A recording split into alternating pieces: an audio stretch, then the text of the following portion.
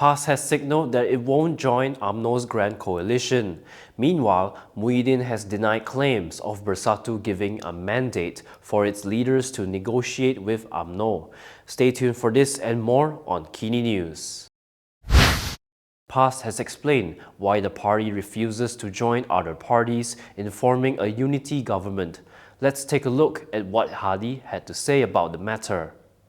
PAS has indicated that it will not support the grand collaboration proposal put forward by UMNO at its recent annual General Assembly. In a Facebook post, PAS President Hadi Awang said the party chooses unity based on Allah's decree. He also explained why the party refuses to join other parties in forming a unity government. He said the unity government formed after the last general election involved silent devils and other groups not aligned with the party's principles. He stated that PAS is not with a unity government as it involves groups that subscribe to pluralism, liberalism, includes extremist groups as well as silent devils towards wrongdoing and others. He added that the proposed collaboration would not resolve divisions among the component parties in the unity government.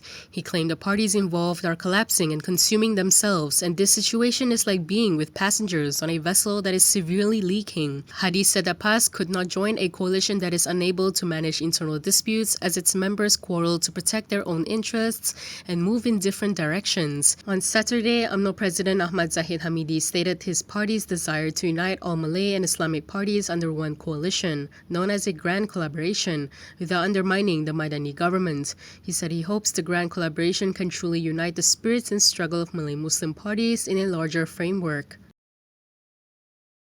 Bersatu President Muhyiddin Yassin had also commented on UMNO's proposal. He denied claims that he gave a mandate for party leaders to negotiate with UMNO.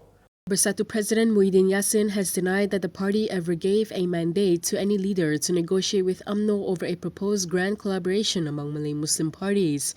In a statement yesterday, Muhyiddin said that UMNO President Ahmad Zahid Hamidi's speech at the UMNO General Assembly regarding discussions with Bersatu leaders to work towards Malay unity had raised questions about his party's position on the matter. He said the issue had never been discussed at Bersatu Supreme Council meetings. Any cross-party talks involving cooperation between Bersatu and UMNO, he added, must be conducted through official party channels and involve the top leadership of both parties. Such discussions, Muhyiddin said, must also be transparent and take into account all relevant factors, including the views of Bersatu's partners in Perikatan Nasional and UMNO's role in the unity government. However, Muhyiddin said Bersatu will consider the proposal put forward after obtaining clearer details on it. Zahid had proposed the formation of the Grand Pact in his winding-up speech at the UMNO General Assembly, stressing that it would be subject to the condition that it does not disrupt or undermine the unity government led by Prime Minister Anwar Ibrahim. From now on, you can also listen to KiniNews on Spotify and Apple Podcasts. Scan the QR code on the screen to follow us. Next, we have an update on Namewee's case. He pleaded not guilty to drug possession charges today. Rapper Meng Chi, better known as Namewee, pleaded not guilty at the Kuala Lumpur Magistrates Court this morning to alleged possession of 0.78 gram of sildenafil, an erectile dysfunction medication. He was accused of possessing the drug at a hotel in Jalan Konlay at around 4:30 p.m. on October 22, 2025. He was charged under Section 9(1) of the Poisons Act 1952 and is punishable under Section 32(2) of the same act. It carries a maximum fine of 50,000 ringgit or a maximum term of 5 years imprisonment or both upon conviction. We also pleaded not guilty to an amended charge of possessing 1.57 gram of methamphetamine under Section 12(2) of the Dangerous Drugs Act at the same location and time. Namewee was previously arrested on October 22nd last year after he was found with 9 pills suspected to be ecstasy in a Kuala Lumpur hotel room where a Taiwanese influencer had died.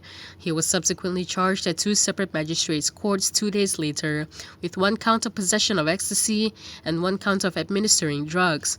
However, the court acquitted and discharged Namewee of a charge of self-administering drugs after the prosecution informed them that they were withdrawing the charge as the pathology results were negative. Saifuddin Nasution Ismail has told the public to stop harassing Rex Tan and his family. Home Minister Saifuddin Ismail has urged the public to stop harassing former Free Malaysia Today journalist Rex Tan and his family. According to the news Straits Times, Saifuddin said the social media harassment, threats and doxing of Tan's personal details were unwarranted and had crossed the line. Saifuddin said using social media platforms to issue threats benefits no one and it only adds to the tension. He also reminded the public to respect personal boundaries while legal processes are ongoing.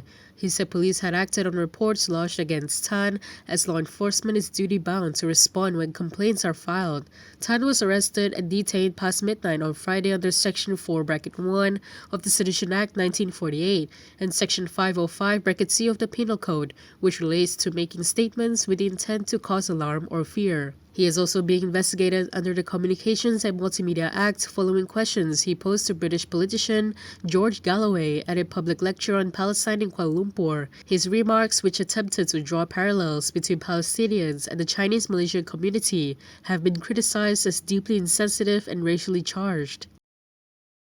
If you like the stories we produce, consider supporting us by subscribing to Malaysia Kini. Click the link in the description below or scan the QR code on your screen to subscribe.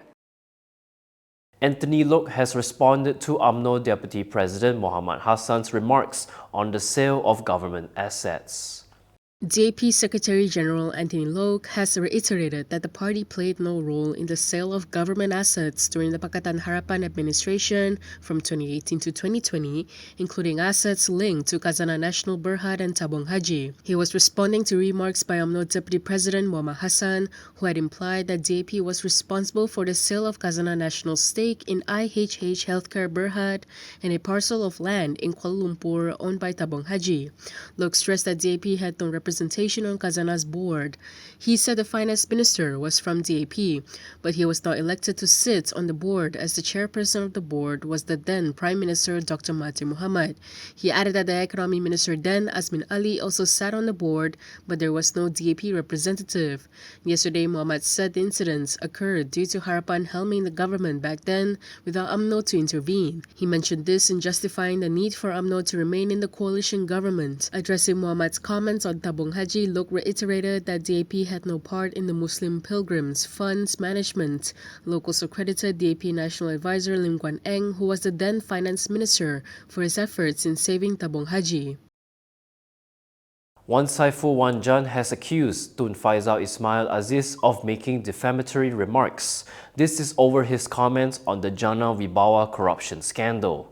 Tasik Gulugo MP Wan Saiful Wanjan is seeking 10 million ringgit in damages from Bersatu Information Chief Tun Faisal Ismail Aziz over alleged defamatory remarks. In a post on Facebook yesterday, he claimed that Tun Faisal had made defamatory statements regarding his alleged involvement in the Jana Wibawa corruption scandal in a podcast episode. He said his lawyers had issued a letter of demand on December 3rd requesting that the statements be retracted and for both a written and video apology to be published. Wan Saiful is also seeking a written guarantee that such statements would not be repeated and is seeking compensation for all expenses incurred related to the matter, apart from the 10 million ringgit.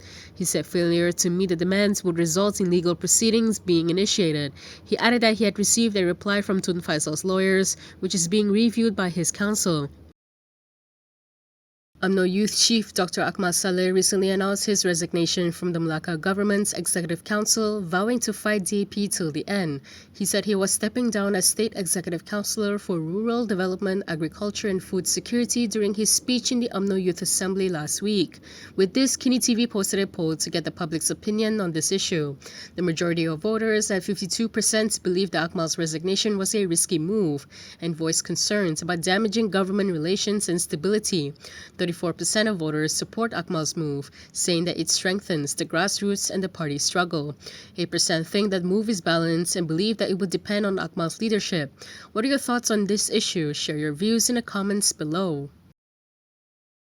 And that is all from me today. For more stories, you can go to kinitv.com. You can also follow us on Instagram, X, YouTube, and Facebook for the latest news updates. I'm John. Thanks for watching.